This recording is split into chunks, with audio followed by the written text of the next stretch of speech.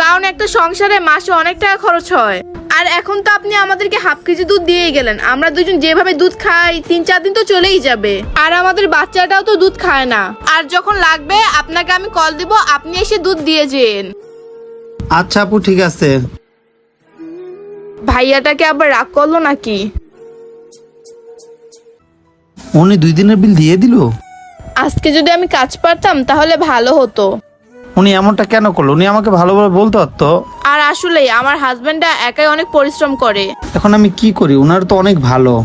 আর আমি তো আমার হাজবেন্ডের কোনোভাবে হেল্পই করতে পারতাছি না, তিনি একাই সংসার চালায়। না, চলে গেলে হবে না, আপুর সাথে আমি কথা বলি সরাসরি। তারও অনেক কষ্ট হয়। দেখি সরাসরি কথা বললে সব সমাধান হবে ইনশাল্লাহ। আরে কে? জি ভাইয়া, কিছু বলবেন? হ্যাঁ আপু, আমি আপনাকে প্রতিদিন দুধ দিতে আসবো, যাই কিছু হোক না কেন। কিন্তু